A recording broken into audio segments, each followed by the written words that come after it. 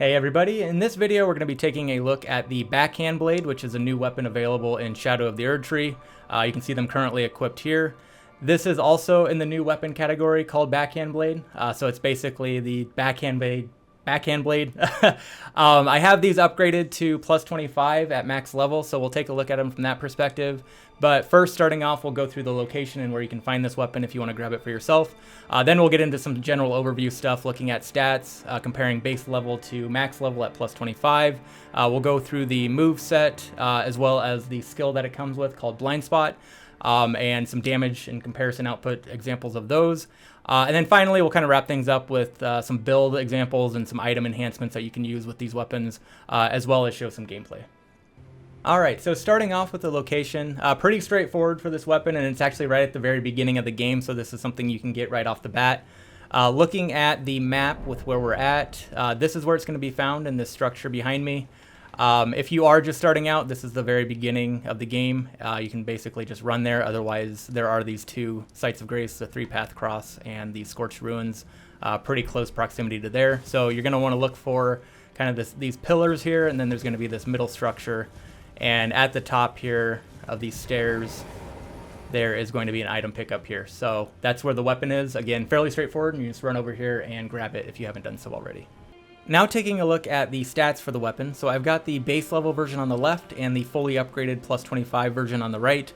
Starting from the top down, again, you can see that this is in the Backhand Blade weapon category with slash and pierce damage, and that it comes with the Ash of War Blind Spot, which costs 9 FP to use. We'll take a look at that in a little bit more detail later.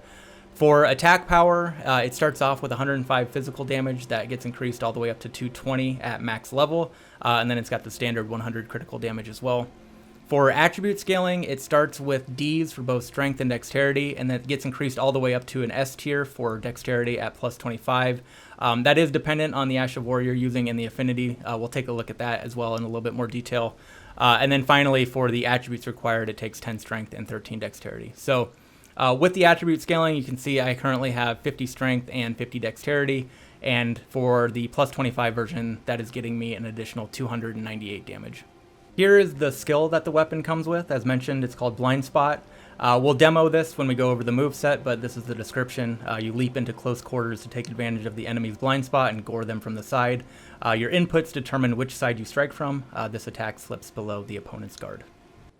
In terms of the affinity impact to the weapon and Blind Spot in particular, so again, depending on your build, if you're going to continue using this Ash of War, use something else, etc., this won't necessarily apply. But for this particular one, Keen is where you get that S tier dexterity attribute scaling. And then I'll just kind of scroll through the others so you can see the impact of those as well. So starting off with standard, heavy, we went over Keen, quality, magic brings in intelligence, back to fire, flame art brings in faith, poison brings in arcane, blood also does arcane, and then you've got cold for intelligence, and occult also has arcane scaling as well. Now taking a look at the moveset of the weapon. So I'll go through both single-handed and two-handed mode, going through each attack, demoing that, and then showing some damage output examples so you can kind of do the comparisons there. One quick call out, you'll notice that for this weapon, like a couple others, when you go into two-handed mode, you actually pull out a secondary weapon, as opposed to just two-handing that single weapon itself. So that is one unique feature. But anyways, we'll start off with the single-handed mode, go through those attacks, and then move into two-handed. Starting off, we've got the regular attack combo, which is 6 hits.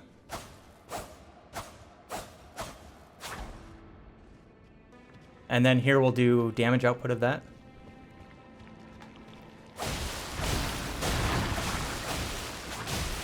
That's 3-3-8-5. And then we've got the strong attack combo, which is 2 hits. And here's the damage. That's 14-30. And then we've got the charged strong attack with the follow-up. So that does 1673. And then we've got the roll regular attack. And the roll heavy attack. So with the roll regular attack, that's 474, and then the heavy or the strong is 715. the backstep regular attack, and the backstep heavy attack. So the backstep regular attack, 474, and the backstep regular or heavy attack, 715. And then we've got a sprinting regular attack and a sprinting heavy attack. So the sprinting regular attack does 576, and the heavier strong attack, 1200. And then wrapping things up, we'll do a jumping regular attack and a jumping strong attack. The jumping regular attack, 590, and the jumping strong attack, 729. Alright, so now taking a look at two-handed mode, where we pull out that second weapon and kind of go through the same sequence there. So starting off with the regular attack combo. So this is a fairly long sequence with 10 total moves, so we'll go through that.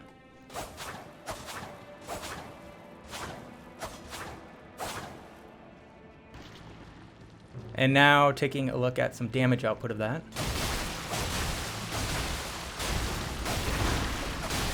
That was 5610. And then the strong attack combo, which is a 2-hit. And that gives us 2167. Here is the charged heavy attack with the follow-up. And the damage of that, 2319. The roll regular attack. The roll heavy attack. And with the roll regular, we get 920. And the roll heavy, 1042. The backstep regular attack. And the backstep heavy attack. And for the regular, we get 954. And the heavy attack, we get 1042. The sprinting regular attack. Sprinting heavy attack. For the regular sprinting, we get 974. And the sprinting heavy, we get 1148. And then finally, we've got a jumping regular attack and a jumping heavy attack. And that gets us 894 for the regular attack and 1070 for the heavy jumping attack. Wrapping things up, looking at the skill that it comes with, Blind Spot. So first off, just kind of doing a quick demo so you can get an idea of what it is and what it does. So basically, you do a dash and then follow up with an attack. So as mentioned in the description of the skill, you can kind of control which direction that you attack from. So for example, here I'm locked onto an enemy. If I'm moving to the left, I'll do the blind spot attack, dashing to the left. If I move to the right, I'll dash to the right. So that was in two-handed mode. If we go back to single-handed mode, just looking at the damage examples here. So in single-handed mode, that's doing 855. And then in two-handed mode, it also does 855. So there's really no damage difference depending on which mode you're in. And then here's just a couple more examples using Blind Spot with some enemies that are maybe a little bit more mobile, just to give you a better idea of it in action. It is really good for evading attacks, so it's kind of similar to Bloodhound Step in that way, but it also does have that follow-up attack at the end, which is nice. So for example, if this guy will work with me here, you can kind of use it to dodge attacks, and then obviously it has that follow-up. So it can be really satisfying in combat once you kind of get the hang of how to use that to sort of incorporate it into combos and things like that. And then just as a straight-up attack as well, it's pretty good too. For some ideas around items or builds that you can use for this weapon, so I've kind of been playing around and I settled on two that I like. One is bleed-based and the other is fire-based. So we'll go over both of those, but starting with the bleed build. So that is still utilizing the blind spot skill. I did want to build that sort of kept using that skill just because I like it and it's fun. And I'm also a big Bloodhound Step user, so being able to have that a little bit of that functionality still was nice. But anyways, essentially what I did was just use the blood affinity rather than the keen affinity. So I do lose out on that S tier dex scaling. However, with the blood affinity, you get that blood loss build-up attack, which is really powerful. You do pick up a little bit of arcane scaling, you can see there. This character honestly isn't built out for arcane, so I could probably optimize that a little bit better if I was serious about this. But then dexterity obviously drops down to a B. So that's that. And then in terms of talismans, there aren't really a whole lot of like unique talismans specific to this weapon, more just sort of general stuff that I'm using. So the first two are just kind of universal talismans that I use a lot, which are the Erdtree's Favor 2, which gives you increased HP, stamina, and equip load, so it's just sort of a good all-around talisman. And then also the Great Shield Talisman, which has a really good benefit to physical damage negation, so that's just more of a defensive play. And then the two that I'm using for the weapon specifically, I guess, is the Lords of Blood's Exaltation, so that's going to give an attack increase once that blood loss damage kicks in. And then also the Shard of Alexander to increase the attack power of that blind spot skill. I'm also utilizing two incantations just to give me a temporary damage boost. Both of these stack on top of each other, so Golden Vow and Flame grant me strength. So if we look at our status right now, we're at 959 attack power, and if we kick off Flame grant me strength, that's going to increase to 1151. And then if we stack Golden Vow on top of that, that will get us to 1323. So again, just sort of a temporary damage boost that will stack also on top of our Lords of Blood Exaltation once we get that blood loss attack in as well. So earlier when we were going through the move set and did the damage output examples, the two-handed regular attack combo ended up doing 5,610 damage. So now we'll kind of do the same thing, but with this build and just kind of see what the impact of it is. So starting off, let's see, we'll kick off Golden Vow. And then we'll do Flame Grant Me Strength. And then let's see what we get.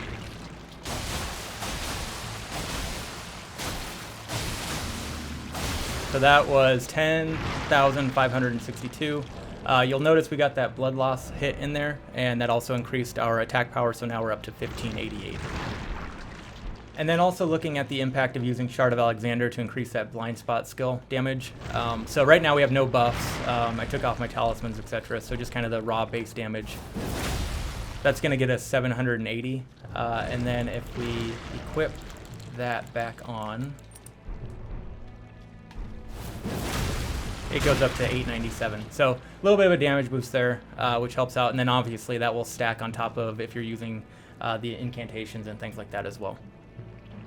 Now taking a look at a fire build for this weapon. So this one's a little bit more involved with a couple more buffs, but we are going to be using the Flaming Strike Ash of War, and we'll use the fire affinity for that. So you can see, again, the attribute scaling changes a little bit. Strength goes up to a B, but dexterity unfortunately goes down to an E. We're going to kind of compensate that with some fire damage, so you can see I get an additional 170 plus 134 fire damage on the weapon, and then we'll also use some items to help increase that even further. So we'll get that equipped, and then we'll go through the items and incantations and stuff that go along with it. So like I said, this one's got a couple more steps to it. There's a lot of opportunity here to kind of stack damage on top of damage, which is a lot of fun. So we'll kind of go through all the process and the steps and kind of show you the impact of everything.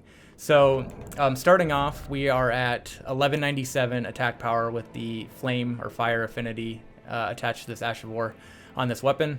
So starting off, I guess, the Flaming Strike skill, just kind of explaining that. So if you use it, that's it. That's the skill. Doesn't look like much. However, if you follow that up with a heavy attack, that is going to set your weapons on fire, which is awesome. And that is also going to increase our attack power to 1377. So now, if we add the Fire Scorpion Charm, that increases attack damage as well, or fire damage as well. So that is going to get us up to 1471. And then also, I couldn't really decide on my fourth one, so this is kind of up in the air. I just decided to do the Ritual Sword Talisman because that also increases attack power, so why not? So when your HP is at full, that increases attack power. That gets us up to 1618. I'm going to do this again just to make sure it's still active. And then we are going to drink a Wondrous Physic. That gets us up to 1813. That has the Flame Shroud and Cracked Tyranid, that also boosts fire attack damage. And then finally, we'll go through and do Golden Vow. We're now at 2085, and then we'll finish it up with Flame Grant Me Strength. And that gets us up to 2,502 attack damage. So kind of going through all that sequence of events is going to give you about 30 seconds of really powerful damage. So that's kind of the build in general. So now we'll kind of go look at some examples of it in use. So now kind of going through the same example with a two-handed regular attack combo. So again, kind of for context, the sort of base build with nothing ended up being 5,610 damage. The bleed build was around 10,500 damage. So now we'll do a two-handed regular attack combo with this build and see what the impact of that is. So, okay, so going through the whole sequence here, we've got Flaming Strike we'll get on. We will drink our potion. We will do Golden Vow. And we'll do Flame Grant Me Strength. That should get us to 2,500 attack power. Looks good. Go into two-handed mode.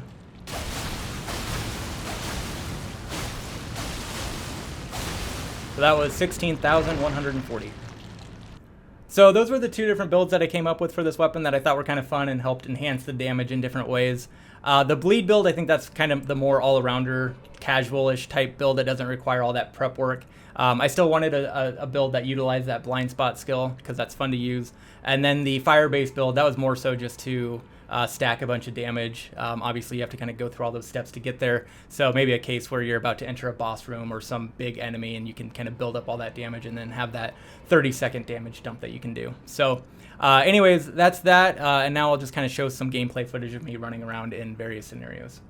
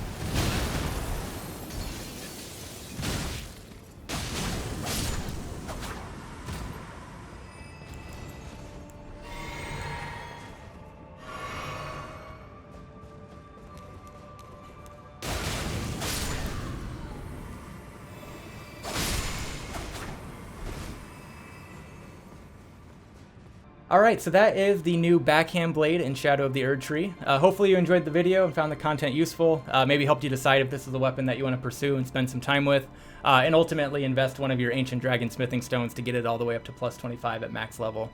Ultimately, if you do decide to do that, I don't think you'll be disappointed, particularly if you enjoy kind of this weapon type and the moveset and things like that. It certainly is powerful enough to sort of take care of everything in the game, I think. So it's certainly not underpowered or anything along those lines, and has the potential through the builds that I showed. You can also enhance that damage quite a bit. So that on top of the skill that it comes with, Blind Spot, I thought was really fun, particularly somebody like me who has used Bloodhound Step quite a bit and is in the habit of having that extra little dash on top of my roll and dodge and things. That sort of was a nice little benefit where it's sort of a version of that, but then also does have that follow-up attack. So if you are a Bloodhound Step user, coming over to this will be a nice little transition as well, I think. So anyways, I'll kind of leave it at that. But again, thanks for watching, and we will catch you later. Bye.